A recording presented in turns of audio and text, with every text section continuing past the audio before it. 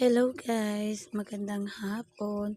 So ito na nga tayo, magpapalit na kami ng damit.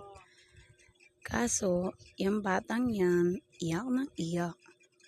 Kaya ayan, todo aliw ang nanay para lang mabihisan at mapalitan ng niyang diaper. Don't worry sa ginamit ko na pampunas, safe naman po siya. Ganyan po kasi ginagamit ko kapag nililinisan ko po siya sa hapon.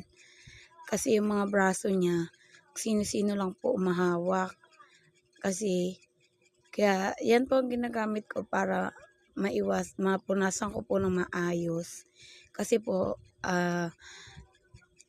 kinaano niya po yan, sinusubo yung mga kamay niya. Para iwas sa bacteria. Pero don't worry po, ang tubig na po yan, maligamgam with mainit na tubig na may alcohol po.